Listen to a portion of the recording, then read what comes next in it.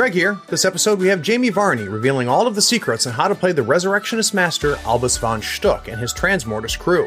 He also exposes how to effectively play against them. Before we jump in, our friends at Gadzooks Gaming have a sweet offer for all of our US and Canadian listeners. Now, Gadzooks Gaming has always been a big supporter of the Third Floor and games like Malifaux, Wild West Exodus, Dark Age, Frostgrave, and Legion. But what makes them my favorite online retailer is their customer service and their amazing custom terrain and accessories. They're giving all of our North American listeners free shipping if you spend $100 or more and then enter in the promo code Third Floor. That's one word, THIRDFLOOR. Check them out at gadzooksgaming.com. The details are in the show notes. Now on to the episode.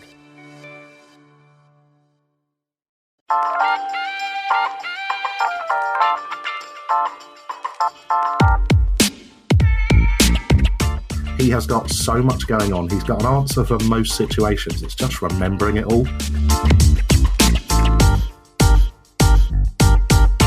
So that's how they're supporting him. Can we dig a little bit deeper? You hinted at it, how he's supporting them. So he's sort of one of Rezzer's summoners, but he goes about summoning in a really weird way. The undergraduate, however, which isn't quite as tanky, is a key hire. Now, the Gravedigger actually interacts really interestingly with Albus. So there are loads of random, unexpected steam markers coming out when you're playing against the Transmortis. So you've got Hirai is just an amazing second master in any matchup. Can you give a little bit of breadcrumbs to the people out there that might be facing Albus and what they should maybe consider doing to mitigate all of that power?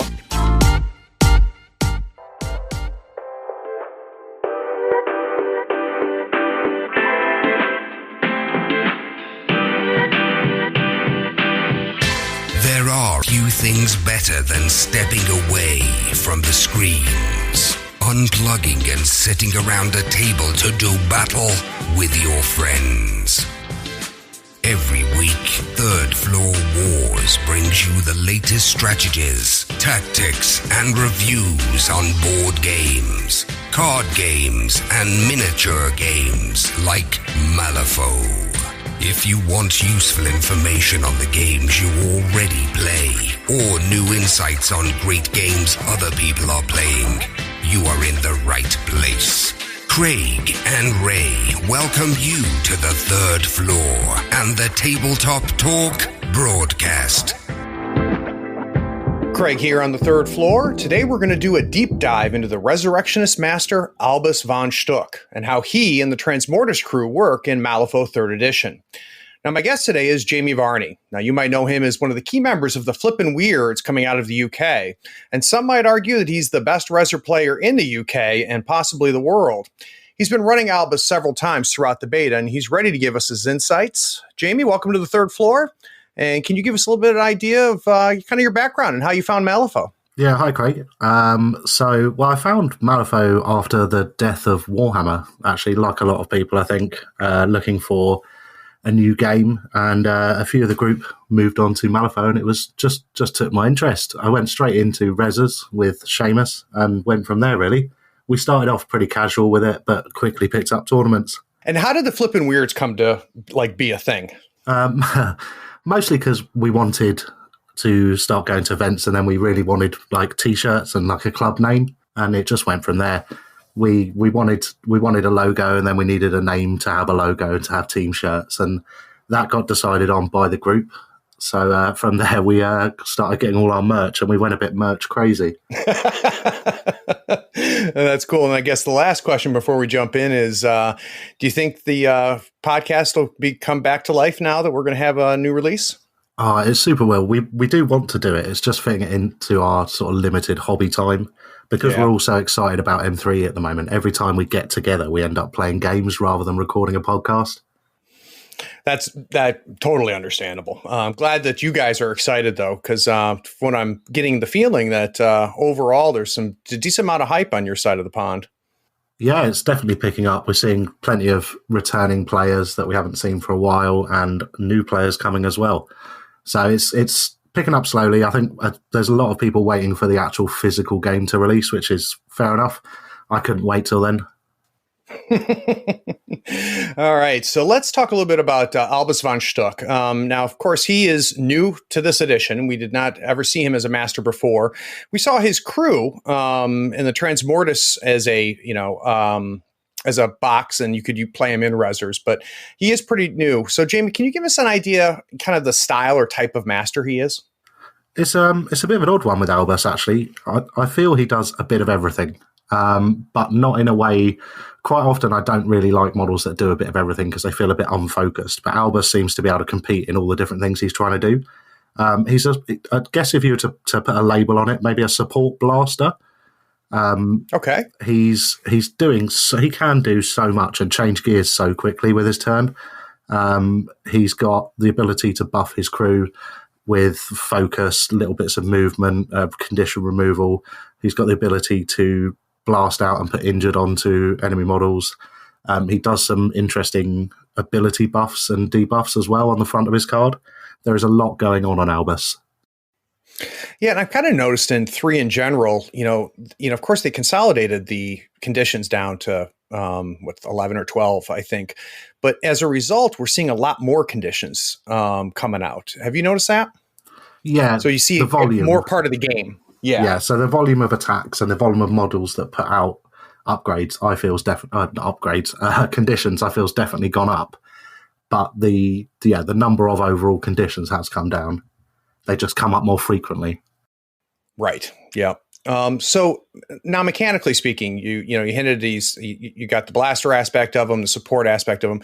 Is there kind of a key mechanic that is kind of a signature for Albus? So he's sort of one of Rezzer's summoners, but he goes about summoning in a really weird way.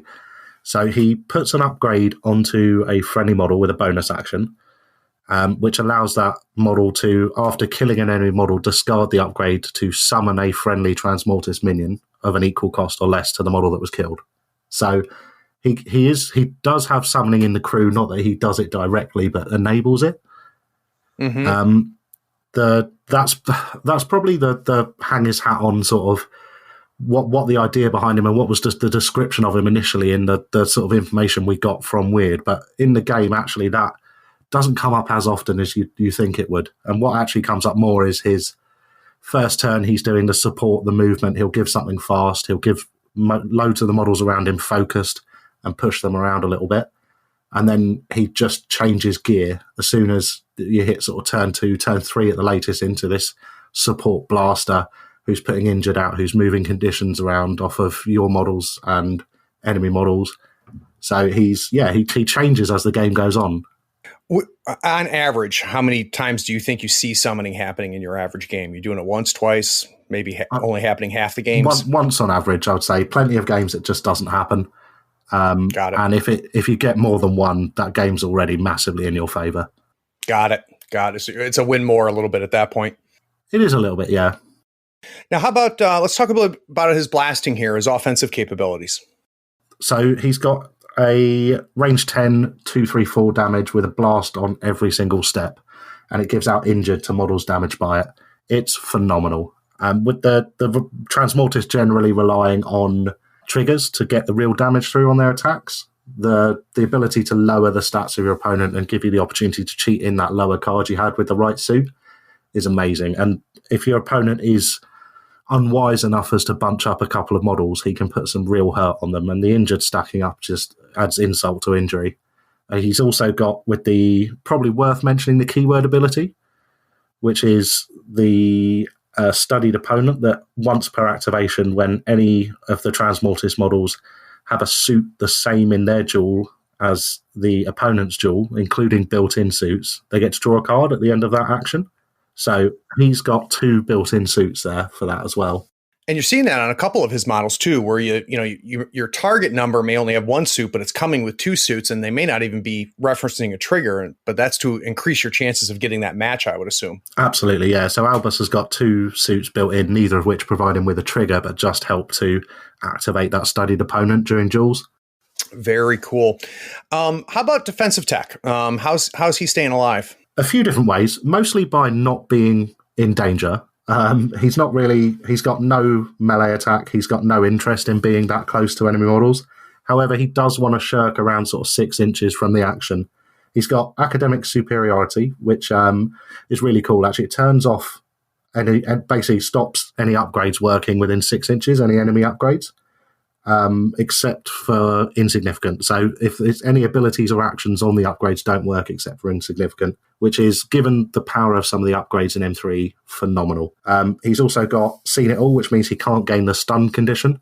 Really useful for a model that relies on so many triggers to do what he's doing. And then he's got a defense and willpower built in called Disarming, which if the enemy model doesn't declare a trigger, he reduces the damage suffered by 2. Which, if you remember, anyone who played M2E and remembers lecture notes, they more or less, the crew, the students, and valedictorian have the same ability to turn off the ability for the opponent to use trigger by giving them stunned. So it's quite easy to make that happen. Got it. So the crew is enabling his defensive tech in that way. Yeah, in multiple ways, to be honest, because the crew is standing in front of him. Right. But it's also, the getting stunned on opponents' models so that they can't declare triggers against Albus keeps him safe. So that's how they're supporting him. Can we dig a little bit deeper? You hinted at it, how he's supporting them. He's supporting them in so many ways, in a couple of surprising ways. So I think if we look at how he's supporting them in sort of an offensive way, he's got administrative review, which allows him to end any number of conditions on a friendly model, which is really important when you remember how he summons, with a built-in trigger to heal the target one, and if they have an attached upgrade, give them fast. So he's obviously, remember that he's attaching upgrades to allow summoning. So if you put an upgrade on one of your models turn 1 to give them the summoning upgrade, he can then make that model fast. If you summon a model that's then going to come in slow with an attached upgrade, because they attach an upgrade after they're summoned, he can do that attack on them to end any number of conditions, so end slow, with a built-in trigger to then give them fast, which is a massive swing on that summon model. Yeah, I would imagine so. And, obviously the bigger the model that's killed, the better the minion you're bringing in. Absolutely. And he's got some pretty beefy minions that he can bring in with this. Very cool. I kind of like how those upgrades are more than just a summoning mechanic, that he's able to leverage having those upgrades out there. So even in those games that you talked about where you never got a summon off, you were probably still getting those upgrades out there and still leveraging to give fast. Absolutely. I mean, there's always a case where a master's AP may or may not be worth an AP on another model, but it is a nice tool to have. And if you're trading a slow for a fast on a model, then that's definitely a good trade. So Jamie, think about the learning curve. So for someone who, puts Albus down for the first time and then puts him down for the 10th or 15th time, what did you see as kind of the change in how you used and looked at Albus over the course of 5, 10, 15 games? So many changes. I'll be honest. I sat down to read the card again tonight before we did this and realised that I forgot 2 key things in the last game that he does on his card that would have made it a much easier game for me. And actually, he has got so much going on. He's got an answer for most situations. It's just remembering it all. Right. And I think just you're never going to remember everything he does in the first few games. And he does have, like the example from the game I played was I came up against a fire golem against a Keris crew who had a ridiculous amount of burning stacked on it. And then it had the Arcanist upgrade that gives it concealment.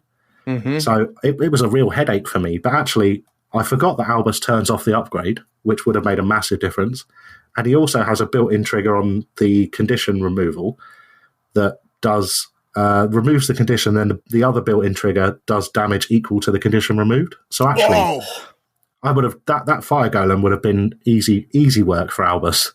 Yeah, he would have been ashes pretty quick with sitting there with burning 10.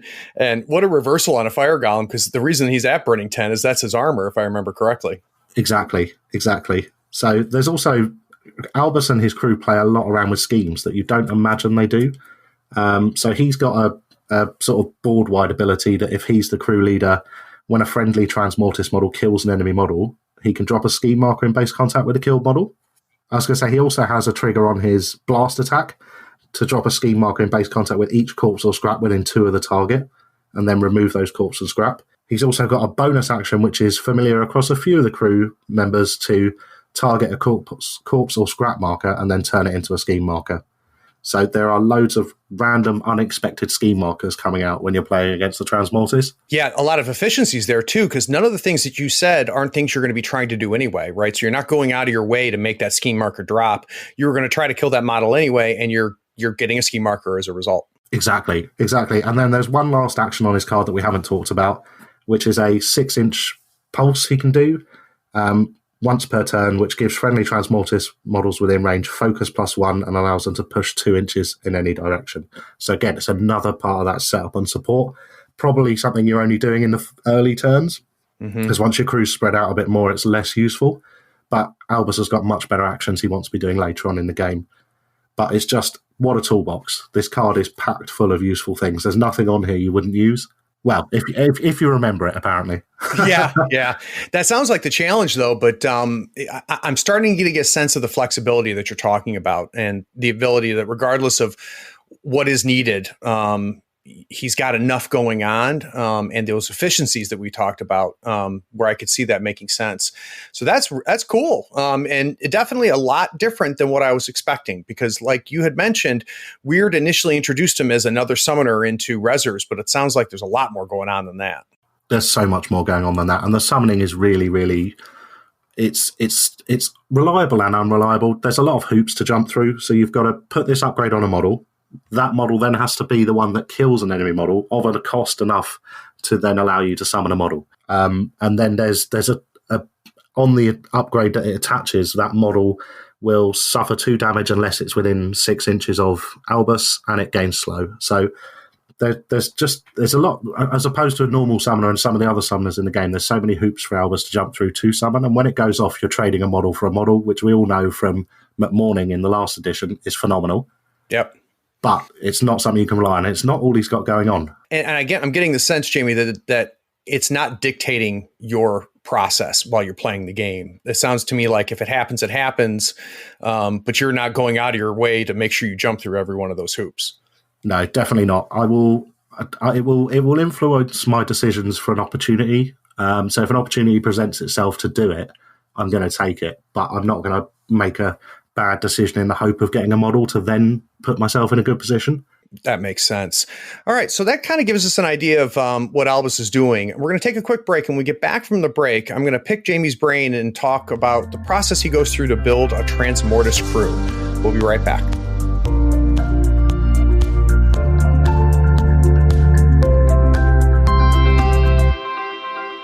Howdy folks, Craig here. Now if you love gadgets as much as we do, you're going to love the new Third Floor Wars Gadget Bundle from Schooner Labs.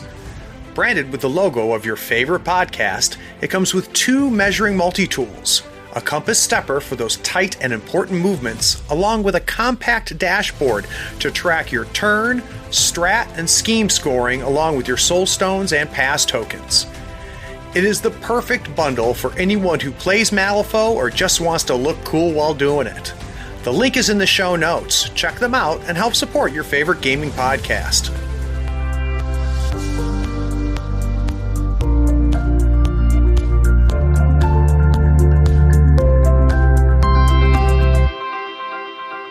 Okay, so we've got Albus covered. What I want to get a sense of now, Jamie, is do you have a core crew? So do you have some key models that make it into your crews 70, 80% of the time, regardless of the pool? Yeah, absolutely. So Albus has got 2 henchmen in keyword. He's got Anna Lovelace and the Valedictorian. I will almost always take both of them, but Anna Lovelace could be dropped. Valedictorian would never be dropped.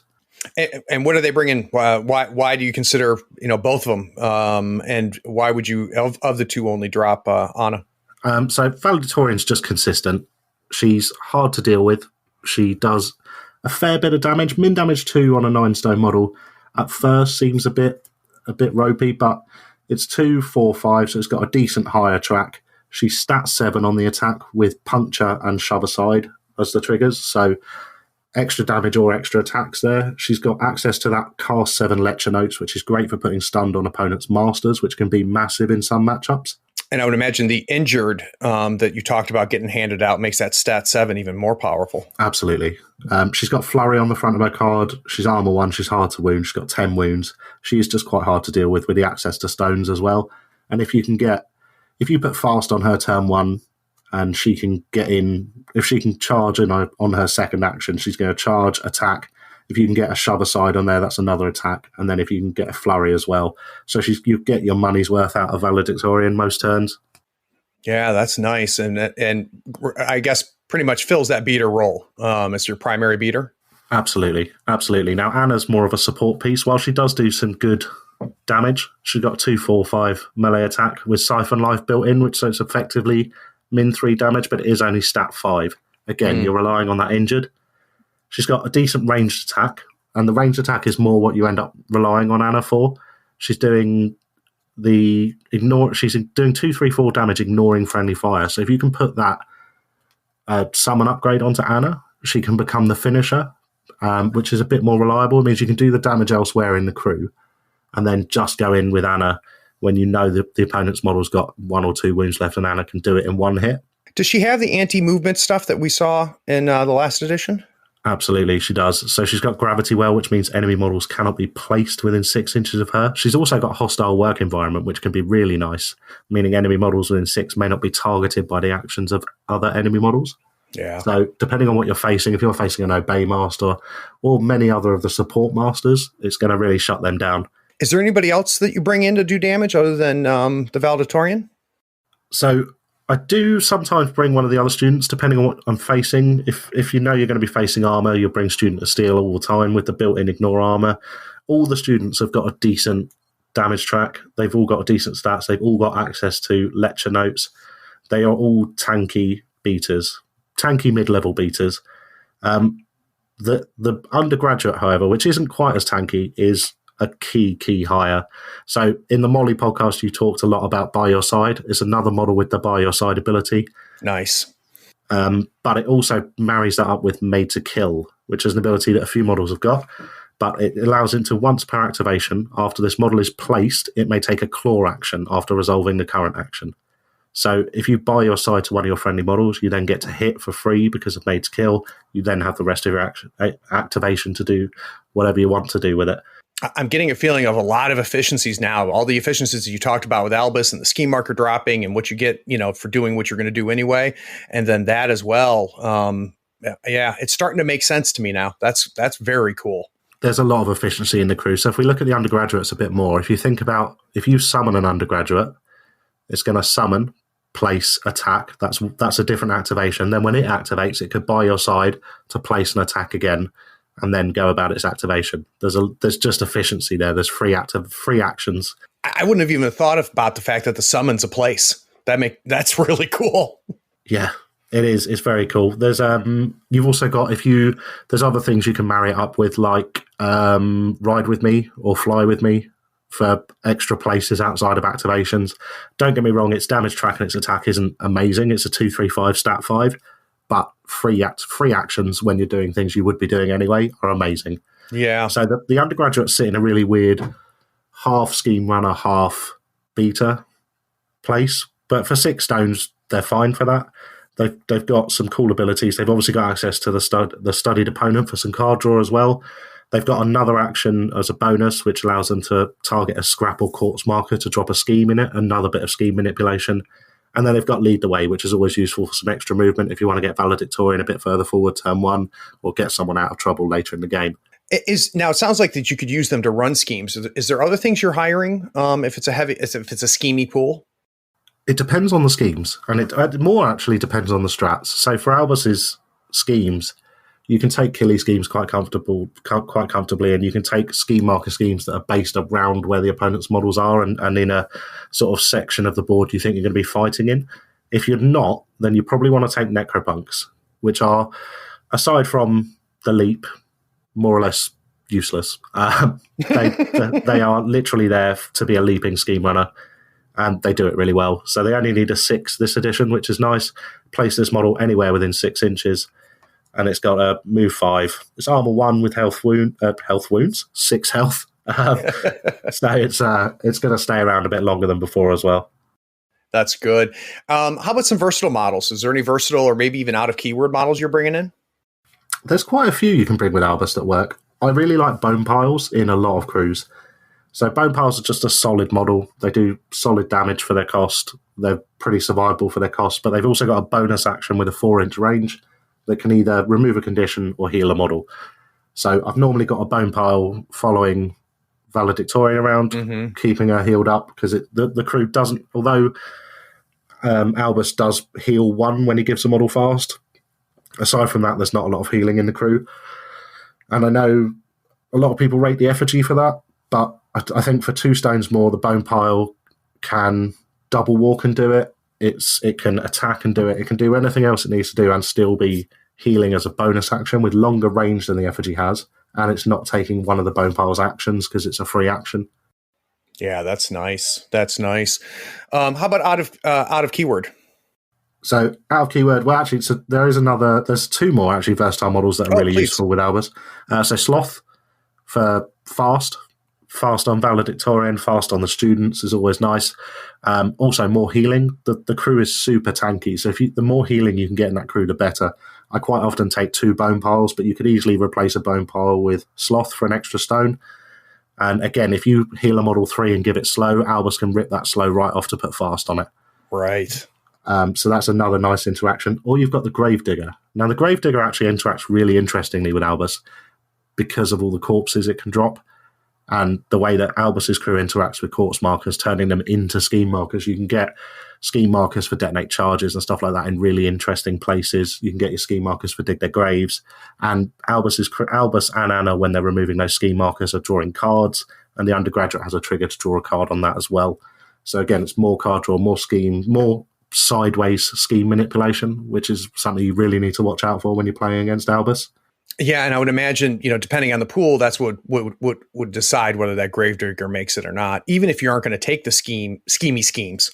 Absolutely, but again, it's efficiency. So the Gravedigger's putting a corpse down as a bonus action. Corpses are all over the board as a consequence of the moves that you're making in the game, and you're putting those schemes down for effectively no real effort on your part. You're just doing them as a sort of coincidence to the work you're doing elsewhere.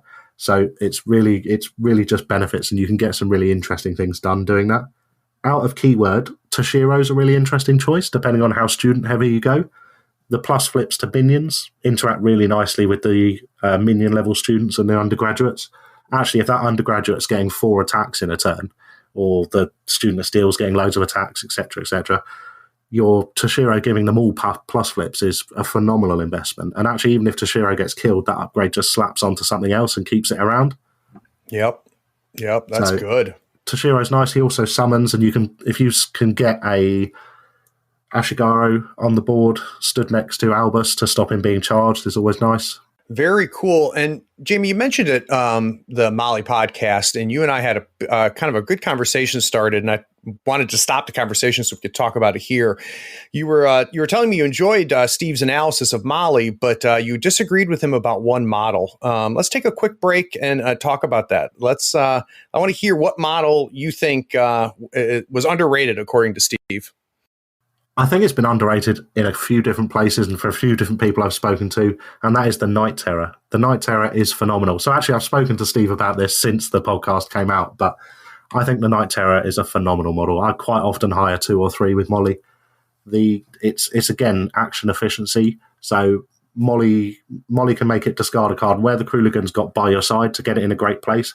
By your side can make you make bad decisions with your non-minion models, because Archie might, so actually if you want that Kruligan somewhere where it's going to run a scheme, that might not be where Archie wants to be. Molly might want to spend her actions doing other things. Again, the Rogue Necromancy might not want to be there. People aren't taking Philip, and the Forgotten Marshal's really slow. So actually getting that Kruligan where he is, Archie's your best bet for getting it up the board, but is that what Archie wants to be doing? Whereas the Night Terror, you can easily have a Night Terror move at just a ridiculous distance across the board. So it can activate and walk 5, say walk 5 again, which is, you've got 10 inches there. Molly can walk up, do a bonus action to give it focus and make it discard a card, which is going to push 5 inches. She can then give it reactivate, making it discard a card to push another 5 inches, and then it's going to get a whole nother activation. It is a phenomenal model. And then it's got some amazing support abilities for the crew as well. It's got an aura that gives out concealment, which is phenomenal for the crew. If people are targeting Molly, it's going to give them double negs to hitting her. and it can defend the models around it. It's got negation aura as well, which keeps it alive. It's quite a survivable model. I think for 5 stones, you get a lot from the Knight Terror. That makes me happy because they were such a pain in the tuchus to paint. And then when Steven said they're terrible models, I'm like, oh, please tell me I didn't paint them for no reason. So you give me a little bit of hope. And then the other thing is, for those of you that listened to the interview that I did with Matt from Weird, one of the designers, that was the big surprise for him, is that the Night Terrors weren't featured more in that Mali deep dive. I was listening to that and I was shouting at my phone. I was just like, I like them. They're really good. I'll be honest, awesome. Kruligans are really good as well. I mean, I take Molly in a really heavy scheme game, and the last game at the Welsh GT, I took Molly in. I took 3 Night Terrors and 2 Kruligans. And so it's the best of both worlds, but the Night Terrors definitely have a place. That's very cool. So back to Albus. Talk to me about hiring second masters. Is there anybody that you bring in and hire from to help them? So I don't, and that's because I'm making a conscious stand against second masters in competitive play. I like it as a mechanic. I don't think it's right for competitive play, but there are some just disgusting things you can do with it. So you've got Kirai is just an amazing second master in any matchup. She's with the ability to summon a Kirio without it counting as her once a turn summon, without it attaching the upgrade that damages her. Means you get that totem for free effectively with her because she's bringing it in. Albus has got the card draw to support her summoning as well. So you can easily get a Kirio and a Goyo out of Kirai turn 1, and that is just a massive swing. Yeah, and that's a Kirio, obviously, with her irreducible damage, is a real force to be reckoned with anyway. Molly's quite nice with anyone for the card draw, but I don't think Albus really needs it. And Seamus is obviously a phenomenal scheme runner, but again, I'm not sure Albus needs it. I think actually you might hire Kirai because she's just a filthy, filthy second master choice, but that'll be it. So your refusal to use it during for competitive play, is that out of principle, or you don't think it's worth the points? Do you know what? In some instances, it's not worth the points. In some, it is. What it boils down to actually is there will be a selection of masters that will be excellent second masters in competitive play. Things like Lady J, Seamus, McCabe, that activate very well independently, and they are probably too good to be hired as second masters for competitive play and balance. And then there are masters that rely more on their keyword, which will just never see play as second masters. So I just don't like it in competitive play. I like it as a mechanic and for fun, but I think in competitive play it's too unbalanced and it'll just cause the same masters to be seen over and over again. When you'll be, oh cool, I'm playing Rezzers today, well they're going to have whoever they've declared plus Kirai, for example. Yeah, it'll be interesting. I mean, one of the things that I've heard chatter about is people saying that they would love to see that as not part of gaining grounds, which would, effectively take it out of competitive play. Yeah, that's exactly what I'm hoping for. I don't want to take anything away, and I want people to have the option to do whatever they want in their games. But in terms of competitive play, where it should be as balanced as it can be and as fair as it can be, I think it's too open to abuse, and I think it's also going to be stale very quickly with people using the same masters that make excellent choices over and over again. Yeah, and we saw that staleness towards the tail end of the second edition, right, where everybody was starting to kind of figure everything out, and you were seeing the same models over and over again. And I think what's getting me excited about 3 more than anything is the idea that we're going to see, a variety, that we're going to see different crews by master. Whereas if we're going to always see Lady Justice for every guild crew, we're always going to see McCabe. That defeats that benefit. Absolutely, and I'm loving staying sort of more or less in keyword and using different masters all the time. I'm quite notorious for picking a master and playing it to death. Literally in Nico's case, where I think probably part of the cause why he is now dead. You're not part of the cause. I'll tell you right now who you were responsible. But I mean, I've been using different masters all the time. I used 3 different masters across 5 games at the Welsh GT, and I'm just loving it because actually that is what the game is now. And but actually, I think second masters takes away from that again. Yeah. And the cost just isn't high enough, because actually, is it, if you want to hire an out of keyword minion for 1 soulstone, should you be able to hire an out of keyword master for 1 soulstone? I don't know, but we had so much to playtest during the betas it was hard to just address. You were just it was hard to focus on second masters as a thing, as well as trying to balance all the models. Yeah, and I haven't done it yet. More because I just have not gotten a ton of games in. But it doesn't really interest me. But I like your point of saying, let everybody have their fun, but let's maybe set it aside for competitive play. Yeah, that's where I like it being in the game. I don't think it has a place in competitive play. Jamie, how about his totem? So the totem's really cool. He's got the research assistant. It's a manipulative model, again with studied opponent. It's got a nice buff on it, which is friendly models within 3 inches get +1 to their move, which is always useful. Some of the Transmortis models, actually, to be fair, most of them are about average, but the +1 move actually turns them into a pretty speedy crew when you're looking at fast and pushes from Albus as well. Most of what it's going to be doing in its activation is its shockwave attack, which for a totem is a damage 2, poison 1, which is pretty impressive for a totem. It's got a couple of cool triggers, drop a second shockwave marker, and the other trigger is to drop a scheme marker. So again, more scheme manipulation. It's just nice. It's not setting the world on fire with anything, but it's a solid model.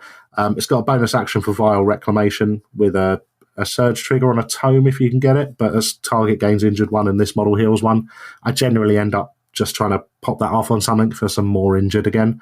He works nicely with the crew. He's just a solid model. You get him for free, so you're always going to use him. Yeah, and what's the range on that shockwave?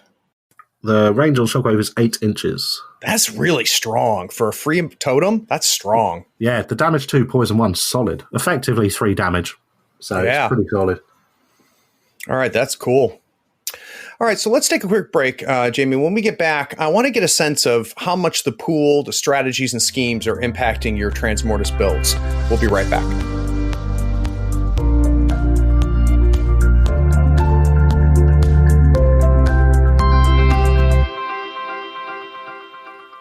So Jamie gave us a kind of a good feel for his core crew and some of the models he's always bringing in. But what I'm always fascinated, what really makes Malifaux unique, is how much the pool or the strategy impacts the builds. So Jamie, of the 4 strategies, is there one strategy that pops up and makes you immediately think of Albus? Not really, actually. I think Albus can do more or less any of them. He prefers the sort of more central ones, so like a turf war where you want to be aggressive and across the other side of the board. Plant explosives, again, those 2 are the ones where you want to play on the opponent's board half because it makes you so much more of a stronger position. And Albus does that really well. If you take 3 undergraduates, you got Valedictorian, you push Valedictorian forward, get her over the other side of the board, walk Anna forward twice, and then those undergraduates can just ping forward with by your side off those models, and suddenly you've got most of your crew in the opponent's board half turn 1. Yeah, that's great. And you're dropping bombs or flipping markers. Exactly. So it's really, really solid at those ones. He can do any of them with the movement he's got. He's got necropunks, which are obviously excellent scheme runners. Undergraduates can be excellent scheme runners, so he can compete in corrupted idols, but he probably wouldn't be my first pick. That would be where I'd draw for Molly. Mm-hmm. But Reckoning is probably one I would turn to Albus the most, just for the just solid models that he's got in the crew. They are all armor 1. They're all hard to wound. They're all tanky. If you put the bone piles in for healing as well, they hang around, and it makes it quite hard for you to get points off it. It's a great combination into Reckoning is having tanky models that are dishing damage. Exactly, yeah. And then you've got, with the card draw and then the ability to just do scheme markers without wasting actions, you can spend your entire time killing models. That's cool. Can you give me kind of your ideal scheme pool? To give me an idea of what schemes you'd love to see with an Albus game? Yeah. Detonate charges, solid, breakthrough. It'd be easier to list things I don't want to see, to be honest. Let's do that then. I don't think there's really any of those. Deliver a message is one that I don't like seeing because Albus is quite static. He sort of walks a little bit forward and then he's planted there, and the rest of the crew aren't really that close to him to keep things away. They sort of sit. He wants to be about 6 inches behind where they are. Vendetta is pretty because they're tanky models. It's quite easy for your opponent to take them below half without risking the kill on them.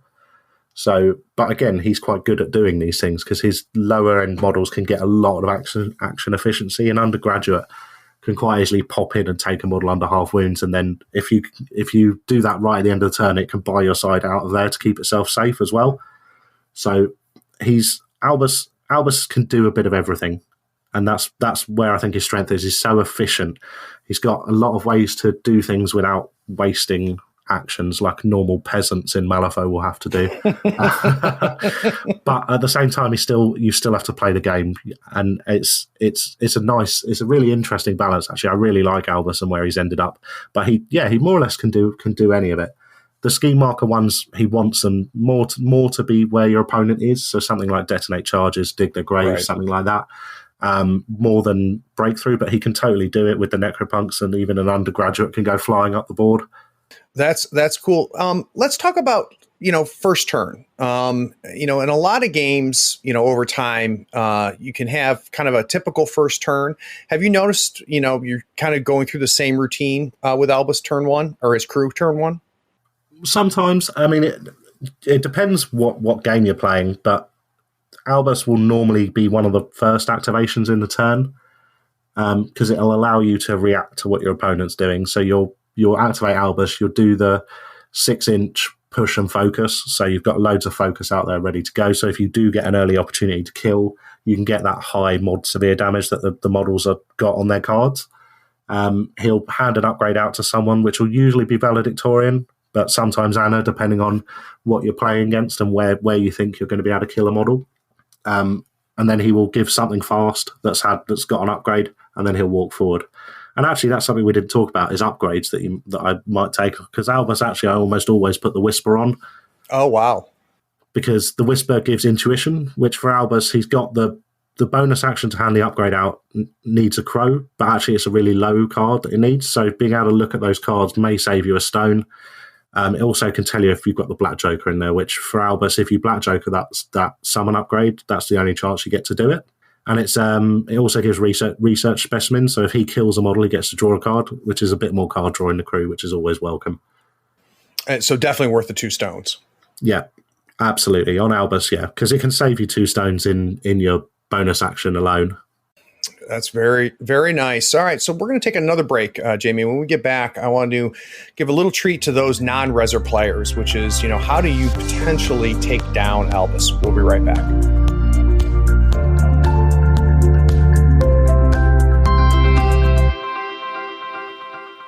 Okay, so we are definitely getting a sense of just how flexible this Transmortis crew is, and their ability to react and figure out what needs to happen, then make it happen, which is fantastic if you're playing Albus. Jamie, can you give a little bit of breadcrumbs to the people out there that might be facing Albus and what they should maybe consider doing to mitigate all of that power? Absolutely. I mean, the Albus is a really interesting one to play against. He comes at the game kind of sideways, which is quite fun. But you've just got to look at what he's trying to do and counter it. So kill the model with the upgrade. Don't risk it. Don't risk that model killing one of your models and trading. Pick the model that's got the upgrade will usually be one that's buffed, so it'll have fast. And actually, the advice of pick a model and kill it is just, especially for the way I play Albus, where I want the heals to keep the models around. The models are really tanky. Pick one, kill it, move on. Pick one, kill it, move on. If you get an opportunity to go to Albus, go for it. But you need to not have stunned on you, otherwise there's just no point going for it. So kind of a focused fire. Pick your targets and eliminate them. Yeah, you don't want to leave him the opportunity to, because you have to put a lot of effort in to take one of the models down because of the armor and the hard to wound. They've all got high wound count as well. So you need to just, if you're putting the effort into attack a model, you need to make sure you do it. Conditions don't really work very well against the crew because Albus can remove them so efficiently. And obviously I always hire at least one bone pile anyway. Mm-hmm. So there's plenty of condition removal in the crew. So conditions aren't a great way to go about it. There's focus in the crew, so your neg flips aren't going to do as huge amount as well. It's just literally got to be pick a model, kill it. The crew's not normally very big because it invests heavily in the high point models quite often.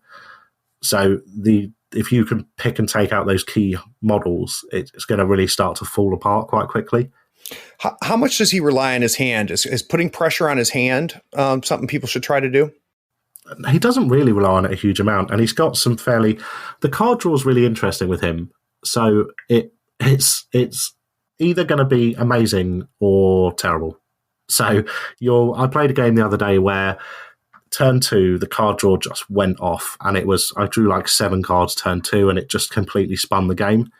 And then I played another game at the Welsh GT with Albus where I drew 1 card in the key turn, and I really needed it. And it's kind of that balancing factor to it. But putting pressure on his hand is risky because actually, I mean, it's always good to deprive your opponent of cards, don't get me wrong, but Albus has the potential to get them back. And actually, you might be doing an attack on him to try and get rid of a card, which you flip the same suit as him, and actually he's just going to draw a card straight afterwards. Yeah. I didn't even think about that. I mean, just the act of engaging and having an opposed duel potentially could just help him. Yeah, and especially depending on who you're attacking, if they've got built-in triggers as well, actually at that point you're like, cool. Well, do I want to cheat a card in to prevent that? And then at that point, you're the one that's losing cards. Right. So it doesn't come up very often, but it's a really interesting interaction. It's quite often I just say, "Oh, I'm going to draw a card from this," and then just sort of take a moment to look at my opponent and watch them process whether they want to cheat a card out of their hand to stop me drawing a card. Yeah, I can guarantee that's going to be one of those abilities that I'm going to forget. So I'm going to have to like tattoo it to the front of my hand to remember it when it happens. Well, I got to say, man, I have really not seen him in the wild yet. Probably won't, obviously, until the crew box gets out there. I haven't seen anybody proxy it. And I haven't had a chance to play him. And I play Rezzers, Jamie, so you've gotten me very excited. But before we kind of wrap up, I do need to steal a couple more minutes from you. A couple weeks ago, you played in a tournament. You got to the final round and you were up against a friend of the show, James Doxey. And we were hoping to kind of do a recap with Luke and talk about the tournament and, round by round, but we were unable to kind of get that scheduled. But I was hoping that you could kind of talk through that top table third round matchup against Doxey.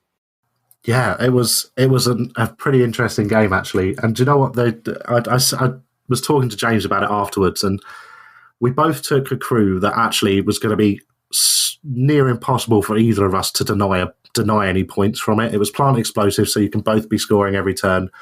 I was running Molly with 3 Night Terrors, 2 Krooligans, with taking schemy schemes, and James had Carlos. He had Winggammon. He was getting his schemes, and there wasn't really anything I could do about it.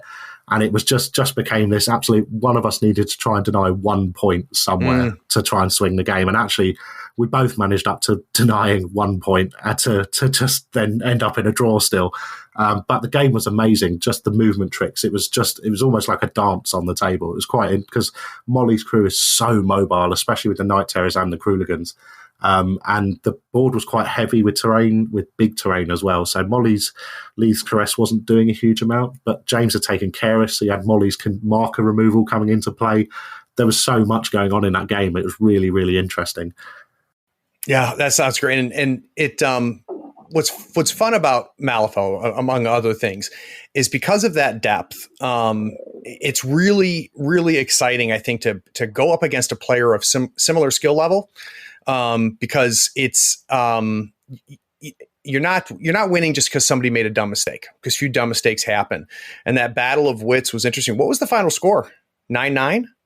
No, it wasn't. Or 7-7. I mean, I think it was 5-5. Maybe. I think we only got to turn 4, but I think that's because there was a lot going on in the game, to be honest. But it was a phenomenal game. I really enjoyed it. But there was so much going on, and there were so many things we both had to be aware of, with obviously the pyre markers all over the place, but Molly's ability to remove them. James had to remember Lee's Caress.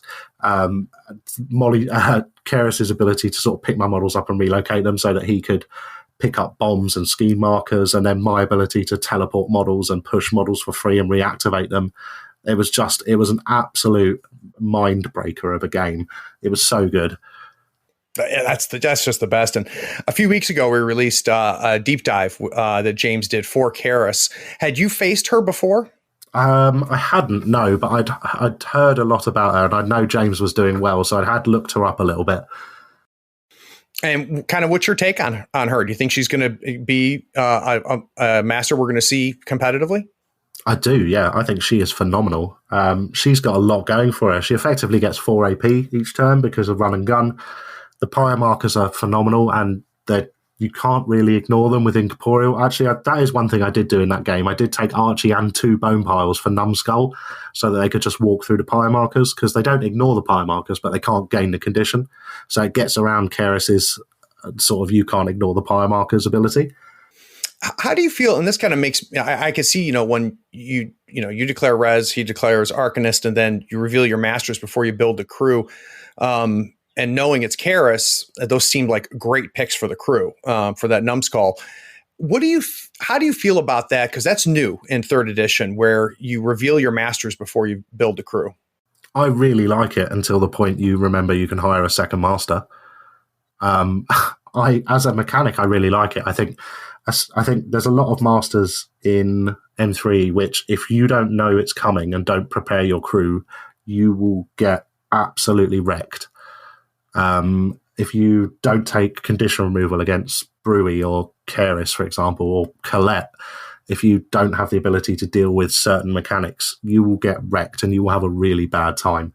So I think the ability, the fact that you know what master you're facing beforehand, but after you've picked your master, gives you a degree of flexibility, but not too much.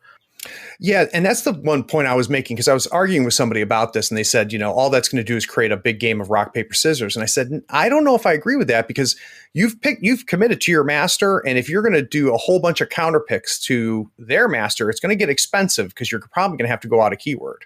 Yeah, if you get it really, really wrong, you could cost yourself a whole model's worth in the extra soulstone tax, which might actually end up being your undoing. But again, I think the positives of declaring your master in advance are a little bit undone by the ability to hire a second master.